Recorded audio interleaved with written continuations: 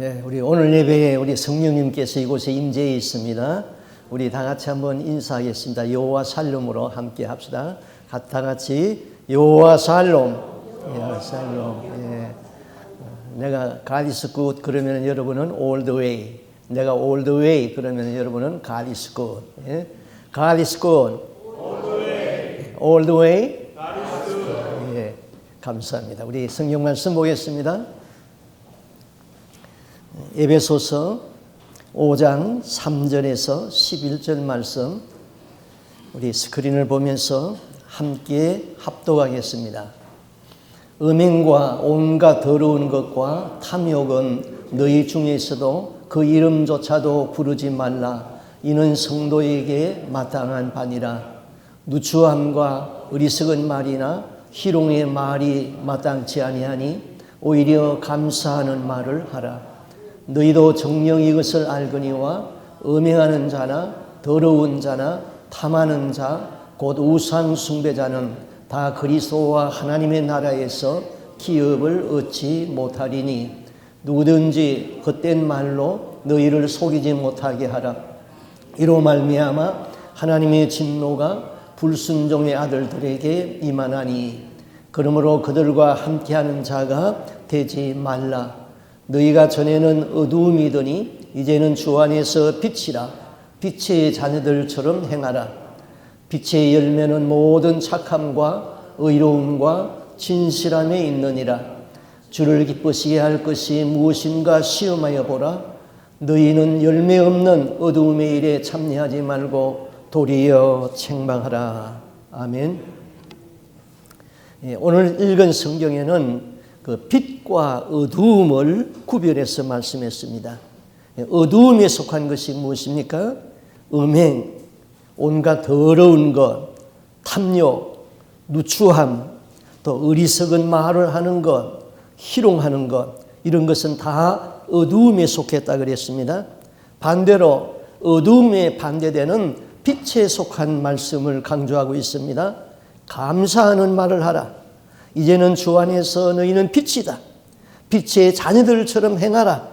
빛의 열매는 모든 착함과 의로움과 진실함에 있느니라. 만약에 우리가 어두움에 속하여 있으면 심판을 받을 뿐만 아니라 구원에 이를 수가 없습니다.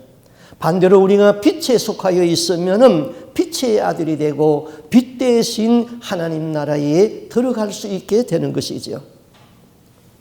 여러분, 교회는 도덕을 가르치는 도덕적인 기관일까요? 아닙니다. 교회는 윤리와 도덕을 무시하지는 않습니다. 그러나 윤리와 도덕을 가르치는 기관은 아닙니다. 그러면 교회는 무엇입니까? 교회는 사람을 거듭나게 해서 하나님의 백성을 만드는 것입니다. 세상에는 도덕적인 문제를 다루는 기관들이 있습니다. 교회는 그런 문제를 다루는 기관은 아닙니다. 교회는 하나님의 말씀과 성령의 역사를 통하여서 사람을 회개하게 하고 천국 갈 수 있는 성도가 되게 하는 사명을 가지고 있습니다. 교회는 사람들의 생명의 본질을 바꾸는 것입니다. 하나님은 사람들의 생명의 본질을 바꾸는 데에 교회를 사용하고 있는 것입니다. 교회는 선한 사람들을 만들어내는 곳이 아닙니다. 교회는 새 사람을 만들어내는 곳입니다. 새 사람은 선한 사람보다 훨씬 차원이 높은 경지에 있는 것이지요. 교회는 죄인을 변화시키어서 성도라는 이름에 합당한 사람을 만드는 곳입니다. 성도는 중생한 사람이죠. 성도는 하나님의 자녀인 것입니다. 장차 천국에 들어가서 하나님과 함께 살 사람을 성도라고 그러는 것입니다. 이 세상에는 선한 사람들이 있습니다. 그 사람이 선하다고 해서 중생한 사람은 아니지요. 성도가 아니지요. 그 사람이 선하다고 하나님의 백성이 되는 것은 아닙니다. 어떤 사람이 영의 갈급함을 가지게 되었습니다.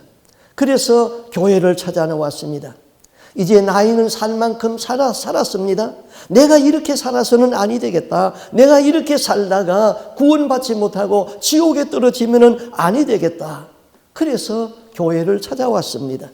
그런데 그 교회를 담임하고 있는 목사님은 사회운동가였습니다. 매주일의 설교가 이렇게 선포됩니다. 원자탄을 반대하는 설교, 환경오염 문제, 인종차별 문제, 또 정치 문제를 설교의 이슈로 내세우고 설교를 합니다. 술과 담배와 낙태와 정치 이슈 문제 이런 것을 날마다 설교하고 있었습니다. 그런 설교를 듣고 있으니 마음이 울적해졌습니다. 그런 설교를 듣고는 그 영이 천국에 갈 수 없는 것이지요. 교회가 도덕적인 수준에서 머물고 있고 정치적인 이슈에만 머물러 있다면 국가가 소년 범죄와 범죄를 다루는 어떤 기관처럼 전락하고 마는 것이죠. 복음의 관점에서 보면은 교회 안에서 가장 위험한 사람은 선한 이교도들과 같은 사람들이 교회의 중직을 맡고 있다는 것이죠. 그들은 지극히 도덕적입니다. 그들은 선을 행함으로 구원에 충족하다고 생각하고 있습니다. 그들은 어떤 모양으로든지 죄를 짓지 아니하고 방종에 빠지지 않습니다. 그럼에도 불구하고 성경은 그들을 정죄하고 있습니다. 그들이 교회에서 종교 생활을 하고 있는 것이죠. 종교인은 구원받을 수 없다는 사실입니다. 바울은 로마 교인들에게 편지하기를 나는 복음을 부끄러워하지 않는다고 그랬죠. 로마서 1장 16절에 내가 복음을 부끄러워하지 아니하노니 이 복음은 믿는 자에게 구원을 주시는 하나님의 능력이라. 복음, 구원을 주시는 하나님의 능력.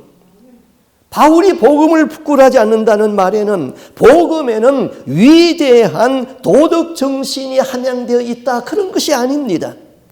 복음은 믿는 자들에게 구원을 주시는 하나님의 능력이다. 복음이 사람들에게 임할 적에 단순히 좋은 사람 되나 착한 사람 되나 그렇게 호소하는 것이 아닙니다. 복음은 그 사람을 회심시켜 가지고 구원을 주시는 하나님의 능력이 된다는 것이죠. 마귀는 교회에서 설교자들이 도덕적인 계율을 설교하고 있으면 대단히 만족하게 생각합니다. 그런 교회는 하나님이 사람을 보내는 것이 아니라 마귀가 그런 교회에다가 사람을 보냅니다. 왜? 도덕으로는 구원받을 수 없기 때문이지요. 교회의 기능은 먼저 제 문제를 인식하게 하는 것입니다. 죄가 내 안에 얼마나 뿌리 깊이 자리를 잡고 있는지를 알아야 되는 것이지요. 죄를 용서받기 전에는 도덕적인 권고는 죄 용서받는 데는 아무런 효력이 없고 무능한 존재이시죠. 바울은 오늘 성경에서 3절에서 이렇게 말합니다.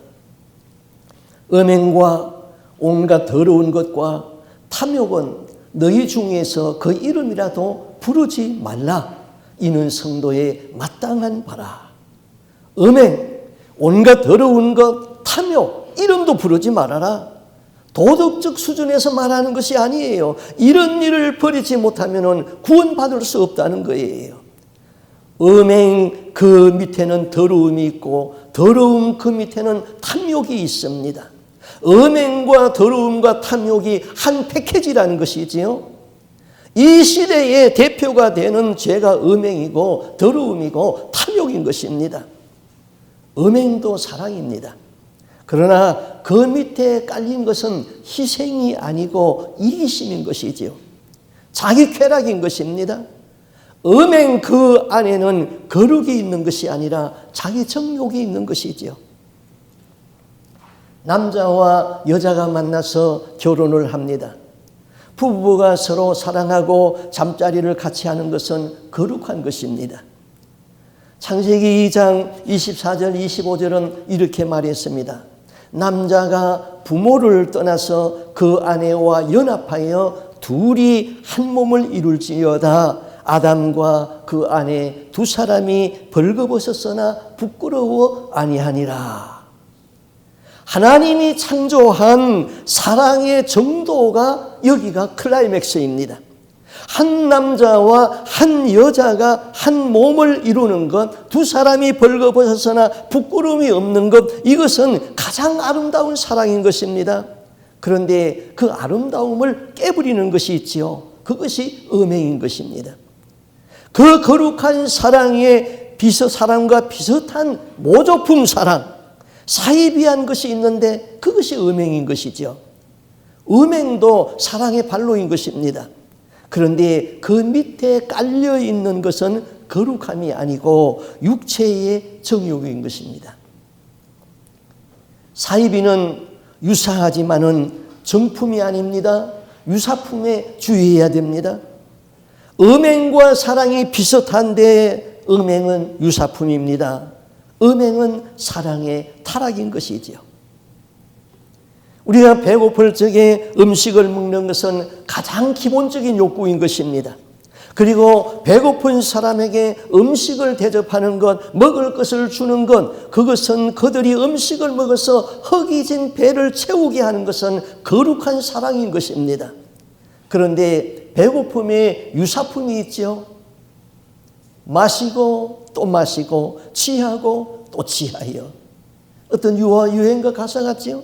그래서 먹은 것을 토하여 내는 것은 먹는 거룩한 사랑에 대한 모독인 것이지요.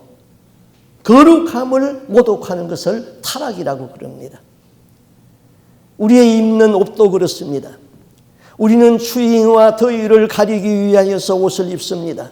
그리고 자신에게는 편리하고 남에게는 아름다움을 주어서 다른 사람이 나를 볼 적에 불쾌하지 않기 위하여서 우리는 옷을 입는 것입니다.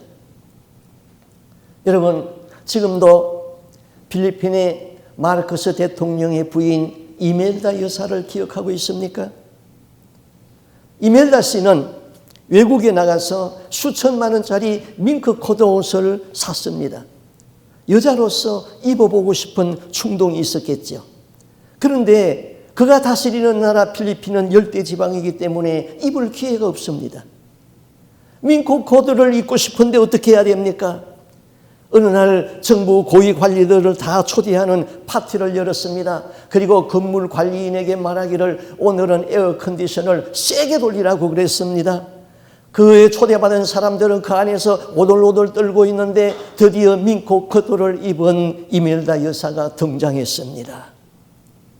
우리는 이분에게 박수를 보내주어야 합니까? 그것은 그 옷이 비싼 것만큼 추한 것입니다. 옷이 아름답다. 그러나 그 이상은 사치이고 사치는 추한 것입니다. 또 오늘날 학교에 가면은 음행은 이미 우리 자녀들에게 무방비 상태가 되어버렸습니다. 옛날에는 책가방을 선생들이 뒤져가지고 도색 잡지를 뺏었습니다. 이제는 인터넷 때문에 아무도 그것을 막을 수가 없습니다. 학교 주변이 온통 마약이 되었습니다. 제가 아는 어떤 권사님은 고등학교의 카운셀러 선생이었습니다. 그는 수입도 좋았습니다. 좋은 직장을 가졌습니다. 그런데 직장에 사표를 냈습니다. 이분이 카운셀러 선생으로서 임신한 학생들을 상대로 해서 상담을 하는데 언제 임신을 하는가? 학교에서 아이들이 하교하는 시간하고 부모가 직장에서 퇴근하고 오는 시간 한 2시간이 공백 기간이 있는데 그 공백 기간에 상대방의 이성을 불러들여서 임신을 하는 것입니다. 그런 케이스가 너무나 많기 때문에 그는 자기 자녀들을 보호하기 위해서 직장을 사표를 냈습니다. 그분 자녀들이 그렇다는 것은 아니죠. 그러나 아이들이 학교에서 퇴근하는 시간, 하교하는 시간에 집에 와서 부모가 기다려 주어서 자녀들의 음행을 방지하고 자녀들에게 안정을 주었던 것입니다. 그분은 남편이 그래도 좋은 직장을 가지고 있었기 때문에 그것이 가능했습니다. 그러나 대부분의 맞벌이 부부들은 그렇지 못한 것이 문제가 되는 것이죠. 우리가 사는 이 미국은 병 들어가고 있는 것이 아니라 이미 병든 나라인 것입니다. 소아성애 여러분 많이 들었죠? 동성애 많이 들었죠? 동성결혼 이거 문제가 심각한 거예요. 동성결혼을 하게 되면은 남자와 남자가 한 커플이 돼가지고 결혼을 합니다. 그러면 또 입양할 수 있는 권리가 있어요. 자녀를 갖고 싶겠지요. 그래서 입양을 합니다.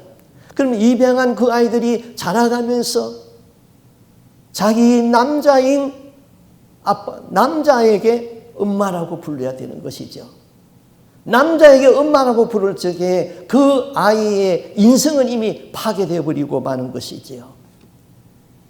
이런 것들은 다 사람의 사람됨을 버리는 것이 지금까지 미국이 선행지수로 가고 있는 것입니다. 그리고 온 세계가 그 뒤를 따라가고 있는 것이지요. 결국 온 세계는 타락하여지고 망가지고 이로 인하여서 심판을 받는 것입니다. 이 시대는 죄가 얼마나 보편화되었는지 모릅니다. 사람마다 성격이 다르죠. 어떤 사람은 굉장히 소극적입니다. 어떤 사람은 충동적입니다. 어떤 사람은 이지적입니다. 어떤 사람은 다혈질입니다. 어떤 사람은 성적인 충동을 아주 많이 받는 사람도 있습니다. 어떤 장녀가 저한테 고백한 말이 있습니다. 그녀는 매일 성적으로 충동을 받기 때문에 자기 스스로 몸을 팔아서 장녀가 되었다는 것입니다. 어떤 사람이 충동적으로 살인을 저질렀습니다. 그는 법에 의하여서 사형 선고를 받게 되었습니다. 그런데 유능한 변호사가 그를 변호를 합니다. 이 살인범을 감옥에 보낼 것이 아니라 정신병 치료를 받게 하여서 정신 감정을 하고 정신병 치료를 받게 해야 됩니다. 그렇게 변호하여서 사형을 면하게 했습니다. 그리고 정신적 치료를 받게 해준다는 명목으로 풀려났습니다. 그래서 세상에는 죄, 범죄, 형벌 이런 개념이 사라지고 있는 것이죠. 동성연애를 볼까요? 30년, 40년 전에는 동성애하는 자신들도 세상에 자기들의 행위가 드러나는 것을 부끄러워했습니다. 그런데 이 사람들이 점점 많아지니까 파워를 형성하기 시작했습니다. 정치가들이 그 사람들의 표를 의식하고 동성애를 죄로 취급하면은 성차별이라는 프레임을 만들고 그것을 법으로 만들었습니다. 그 다음에는 그것이 죄라고 설교하는 사람들에게 감옥을 보내고 엄청난 벌금을 먹이기 시작했습니다. 그리고 목사 자격을 박탈하기 시작했습니다. 이제는 어떻게 되었습니까? 학교에는 교수도 동성애하는 사람이요, 학생들도 동성애하는 사람입니다. 정상적인 사고를 하는 사람은 반에서 불과 2~3명밖에 안 됩니다. 죄가 보편화되어 버렸습니다. 그 사람들은 죄를 죄로 생각하지 않습니다. 죄의 감각이 없어져 버렸습니다. 수치심이 없어져 버렸습니다. 창조주 하나님이 그들을 어떻게 보겠습니까? 나는 저들을 하나님의 형상이 있는 거룩한 사람으로 창조하였거늘 스스로 타락하여서 짐승의 수준으로 돌아갔구나. 제가 사람을 짐승의 수준으로 끌어내렸습니다. 그렇게 되면은 그 다음에는 하나님이 하실 일이 무엇입니까? 그것은 심판인 것입니다. 그 심판이 노아 홍수였습니다. 그 심판이 소돔 고모라였습니다. 역사는 반복되고 있습니다. 소돔 고모라는 왜 망했습니까? 사람들이 짐승이 되었기 때문에 망했습니다.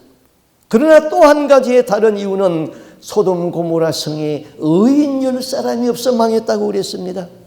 이 시대가 아무리 타락하여도 심판을 면할 수 있는 길이 있습니다. 그것은 무엇입니까? 하나님이 원하는 의인의 정족수가 채워지면 되는 것이죠. 오늘 우리가 다 의인의 반열에 있으면 의인들을 보시고 그 세상의 심판을 연기하고 있다는 사실인 것이지요.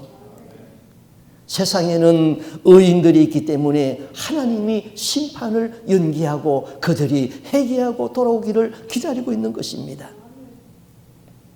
우리 디도서 2장 14절 말씀을 우리 함께 읽어보겠습니다. 같이 읽습니다.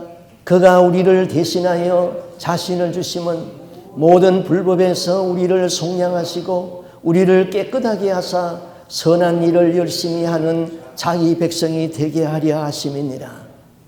예수님이 왜 십자가에 죽으셨는가 이유를 말하고 있는 것이지요.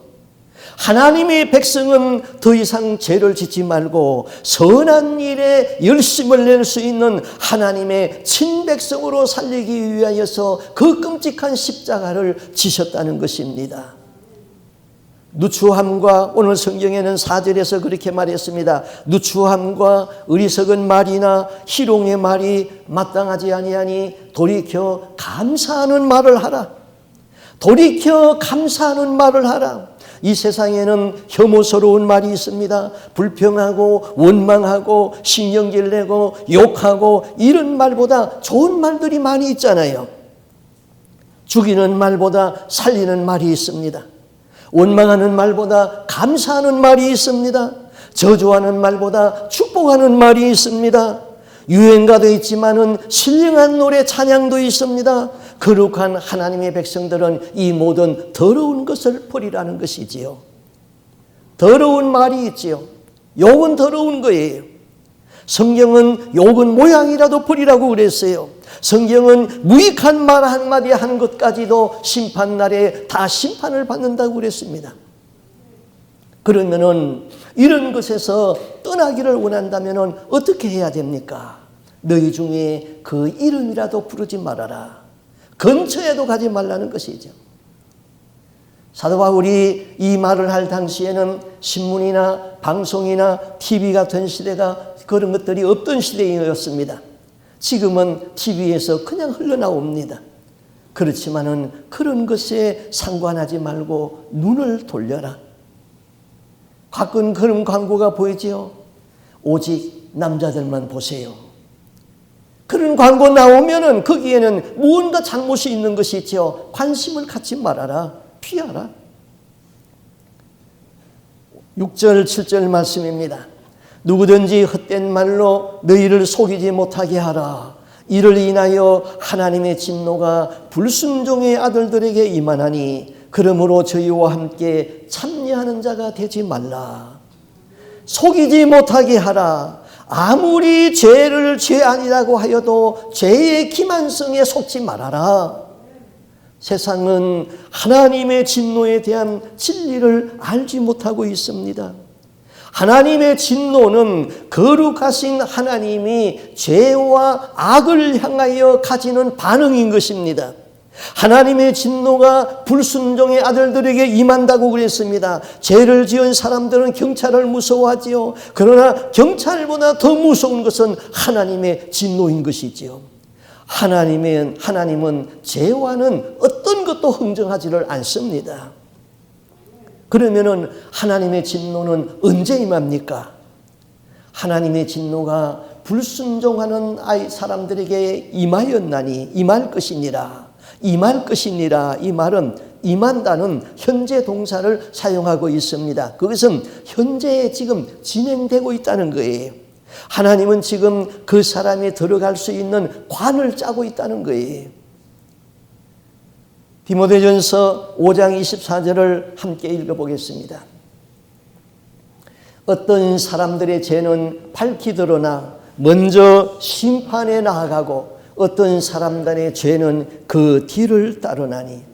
지금 당장 심판이 없다고, 심판하지 않는다고 심판이 없는 것 아니에요. 어떤 사람은 먼저 심판을 받고 어떤 사람은 그 뒤를 따라가며 심판을 받는다는 것이죠.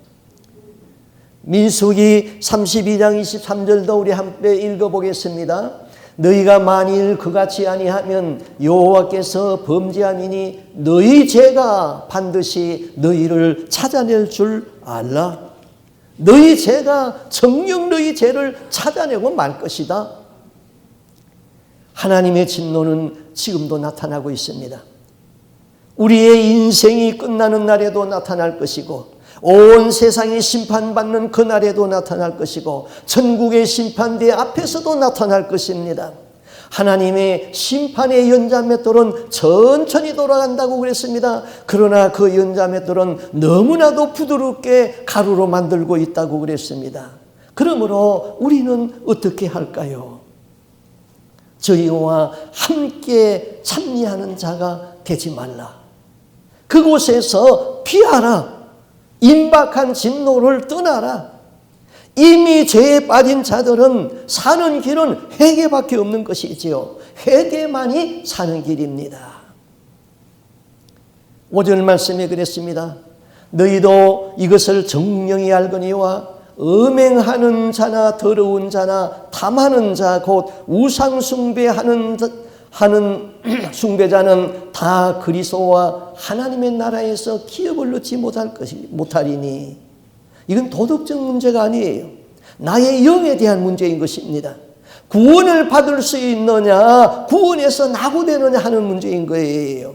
이런 사람들은 하나님의 나라에 들어가지를 못한다는 것이죠. 성경 말씀 하나 더 읽어보겠습니다. 고린도전서 6장 9절에서 10절 말씀입니다. 불의한 자가 하나님의 나라를 유업으로 받지 못할 줄을 알지 못하느냐. 미혹을 받지 말라.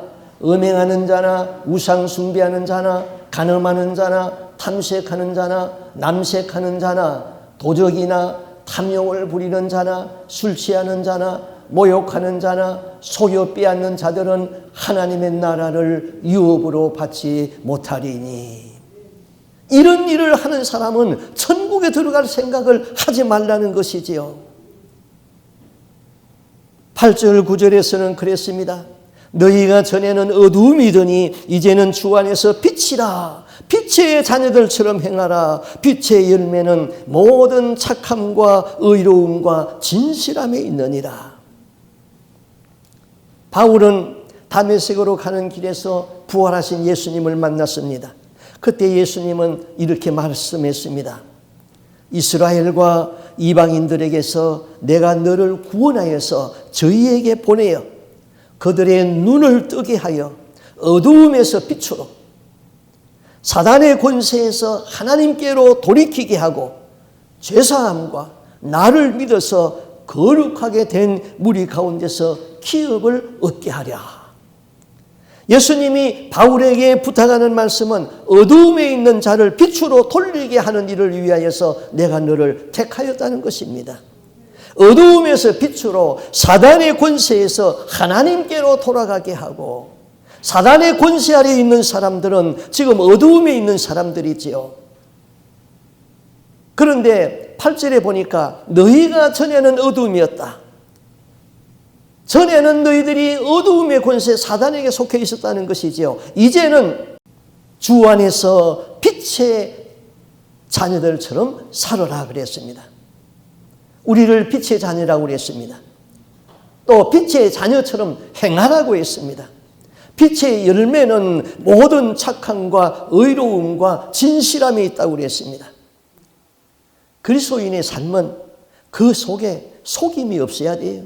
외식이 없어야 돼요. 진실이어야 됩니다.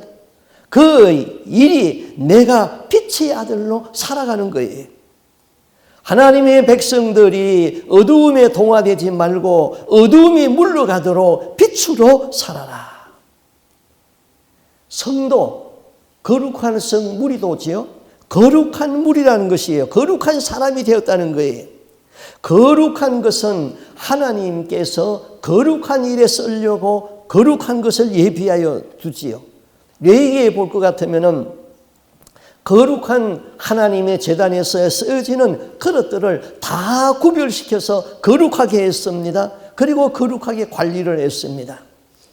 하나님의 사람들은 하나님께 쓰임받는 그릇들이시죠. 내가 하나님의 손에서 쓰임받기를 원한다면 자신을 거룩하게 하는 것이에요.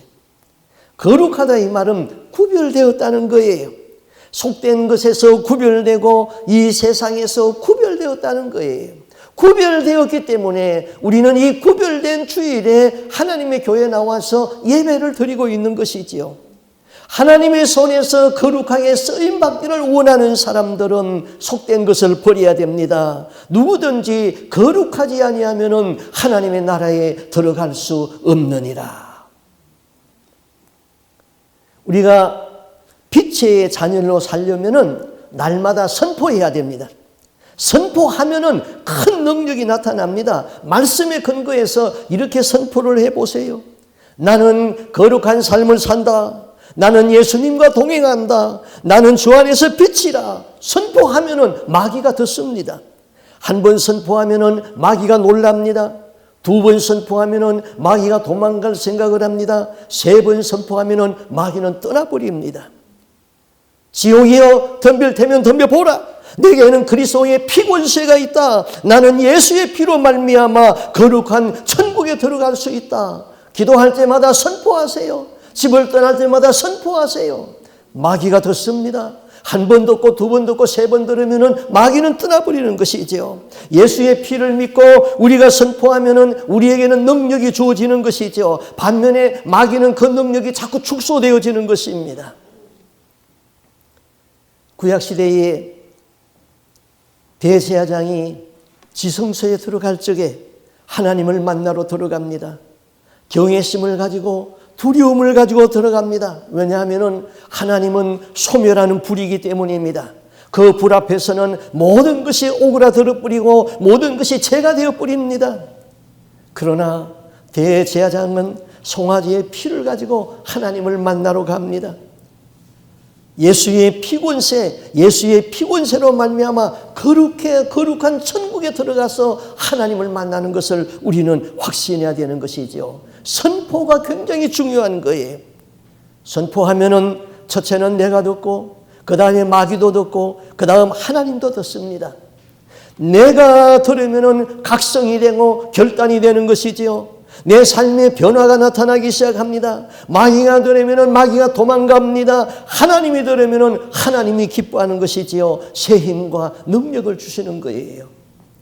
우리 한번 다 같이 선포해 볼까요? 오늘 스크린에 있는 말씀을 가지고 우리 이 5가지를 같이 한번 선포해 보겠습니다. 시작. 나는 예수 사람이다. 나는 천국 백성이다. 나는 빛의 자녀이다. 나에게는 예수의 피권세가 있다. 지옥이여 덤빌테면 덤벼보라. 이렇게 날마다 선포하세요. 그래야지 승리하는 삶을 살 수가 있는 것이지요. 10절 말씀, 주께 기쁘시게 할 것이 무엇인가 시험하여 보라. 시험하여 보라는 것은 분별하는 거예요. 빛의 자녀는 늘 하나님께 물어야 합니다. 주님이 이를 원하십니까? 주님, 내가 생각하고 있는 것이 나의 고집입니까? 주님의 뜻입니까? 주님, 고집과 아집을 깨트리지 못하는 사람은 마귀에게 속한 것이니 나로 하여금 빛의 자녀가 되게 하여 주시고 말씀에 순종하게 하여 주시옵소서. 날마다 묻고 날마다 기도해야 되는 것입니다. 한순간이라도 우리는 실패하면 안 되는 것이지요. 한순간이라도 마귀에게 틈을 주면 안 되는 것입니다. 11절, 너희는 열매 없는 어두움의 일에 참여하지 말고 도리어 책망하라. 책망하라는 말은 죄가 무엇인지 의가 무엇인지 그 본질을 드러내는 것입니다. 죄에는 심판이 있습니다. 하나님의 심판 앞에서는 아무도 견뎌낼 사람이 없습니다. 심판은 꺼지지 않는 불 가운데 던진다고 그랬습니다. 참여하지 말고 세상 가운데 있지만은 세상의 영향을 받지 말고 세상에 영향을 주라는 것이죠. 그것이 우리가 배운 무엇입니까? 성령의 충만 가운데서 여러 가지 나오는데 바로 생수 같은 성령을 받는 것이죠. 생수 같은 성령을 받으면 세상에 예수 영향을 줄 수가 있는 것입니다. 나를 믿는 자는 성경에 이룬 것 같이 그 배에서 생수의 강이 흘러나리라. 생수의 강이 흘러나면 세상에 영향을 줄 수가 있는 것이지요. 내가 세상에 예수 영향을 줄 수만 있다면 누구를 만나도 괜찮습니다. 신학교 다닐 적에 신학교 1학년, 2학년 때는 열정이 대단히 큽니다. 열정 있는 한 신학생이 나는 창녀촌에 가서 전도하겠다. 그래서 창녀촌에 가서 전도했습니다. 그런데 결과는 어떻게 되었습니까? 거기에 푹 빠져버렸습니다. 완전히 타락해버렸습니다. 창녀촌에 들어가서 살게 되어버렸습니다.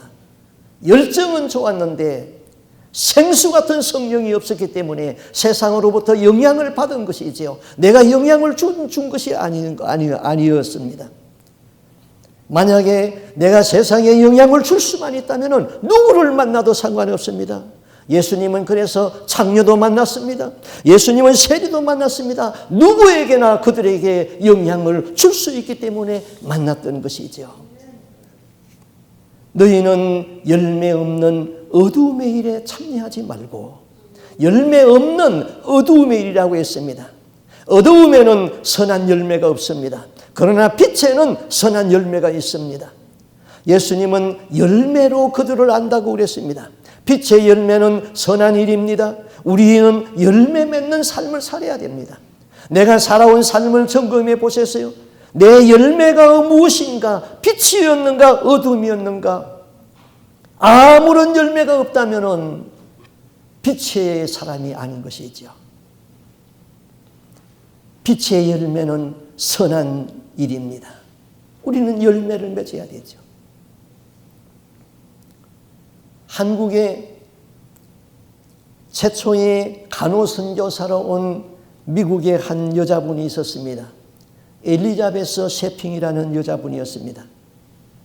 1920년대에 조선에는 여자들을 학교도 안 보내었고 이름도 지어주지 아니했습니다. 그래서 여자들을 부를 적에는 이름이 없으니까 큰 년이, 작은 년이, 또 누구 엄마, 또 다른 동리에서 결혼하여서 와서 살면은 출신 동리의 이름을 붙였습니다. 저희 어머님은 이름은 있었습니다. 그러나 부를 적에는 속골 때 그렇게 불렀습니다. 왜? 속골이라는 동네에서 우리 동네로 시집을 왔기 때문에 속골 때 그렇게 불렀어요. 그러다가 예수 믿고 집사 되고 권사 되고 그러니까 집사님, 권사님 그렇게 불렀습니다. 1921년에 엘리자베스 셰핑은 한 달간 말을 타고 전라도 일대를 다 다녔습니다. 그가 만난 사람은 500명을 만났는데 이름을 가진 사람은 10명뿐이었습니다. 그래서 그들에게 이름을 지어주었습니다. 그들이 이름을 지어주게 되면 얼마나 기뻐했는지 모릅니다. 그리고 그는 한글을 배워서 한글을 가르쳐주는 것으로 그의 일과는 시작이 되었습니다. 당시 조선의 상황은 가난은 이루 말할 수도 없고 전염병으로 병자가 넘쳐나던 시절이었습니다. 그는 한국말을 익히고 자기 이름을 스스로 서서평이라고 이름을 짓고 한국 문화에 맞게 한복을 입고 된장국을 먹으면서 가난한 사람들 속으로 들어갔습니다. 그때 미국에서 보내지는 선교사에게 주어지는 하루 식비는 오늘날로 말하면 하루 3불이었습니다. 그러나 서서평은 그것을 전령해서 하루 50센트로 허기진 배를 채우고 나머지는 어려운 사람들을 위해서 다 사용했습니다. 거린들을 데리고 와서 옷을 사입히고 버린 아이들을 수양 아들로 삼았습니다. 그렇게 데려다 키운 아이의 자녀가 14명이었습니다.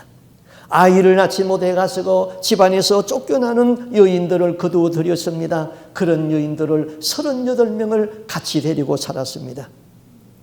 광주에 한국 최초의 신학교인 이일학교를 세워가지고 그 학교가 1961년도에 전주로 이전하고 한일 장신대학교가 되었습니다.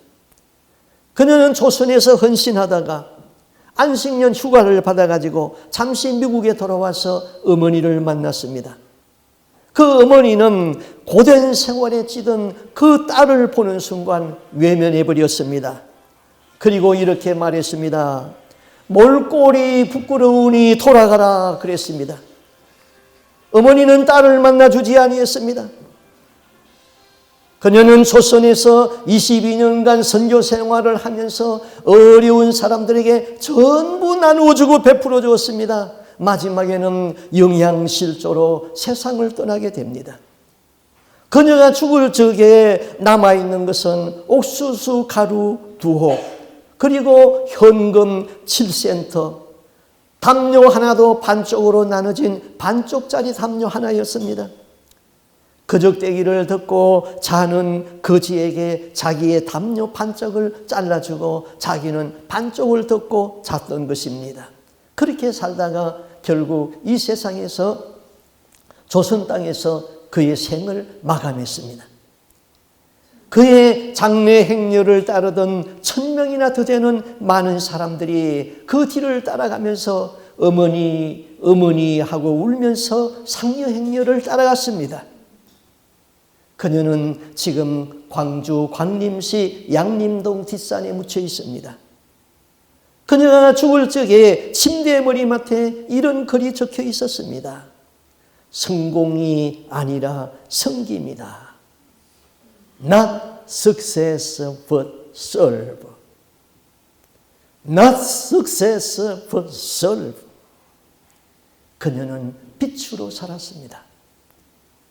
우리의 사는 날이 많지 않습니다.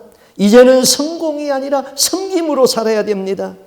어둠이 아니라 빛으로 살다가 빛의 나라에서 빛이 되시는 우리 주님 앞에 다 나갈 수 있기를 바랍니다. 기도하겠습니다. 하나님 아버지, 우리를 어두움에서 불러내어서 빛 가운데 살게 하여 주시고 빛의 자녀가 되게 하여 주신 것을 감사합니다. 이전에는 사탄에 소속되어 있어서나 저희들을 불러주어서 죄를 씻겨주시옵시고 이제는 선한 일에 열심히 있는 하나님의 친백성이 되게 하여 주신 것을 감사합니다. 하나님 아버지, 복음을 믿는 자에게는 복음의 능력이 나타나서 구원을 이루시는 하나님의 능력이라고 했습니다. 오늘 이곳에서 복음이 선포되는 교회가 되게 하여 주옵시고 하나님의 능력으로 구원받는 백성이 일어나게 하여 주시옵소서. 우리가 예수 믿고 거듭나야 되겠습니다. 우리가 세상에 살지만은 세상의 영향을 받지 아니하고 세상에 예수 영향을 줄 수 있는 성령이 충만한 사람, 하나님의 성령의 능력을 들이켜 사는 사람, 생수 같은 성령으로 우리에게 임재하시고 세상에 예수 영향 주는 하나님의 사람으로 살게 하여 주시옵소서. 주님, 날마다 기도할 때마다 선포하게 하여 주옵소서. 집을 나갈 때마다 선포하게 하여 주옵소서. 나는 빛의 자녀다. 나는 거룩한 삶을 산다. 나는 주님과 동행한다. 나에게는 예수의 피권세가 있다. 지옥이여 덤빌면은 덤벼대보라. 이런 우리가 선포가 있게 하여 주옵시고 그 선포 가운데서 날마다 승리하는 삶을 살게 하여 주시옵소서.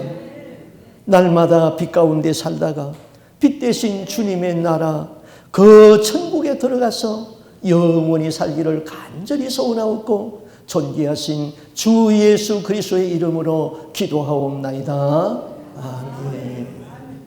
아멘.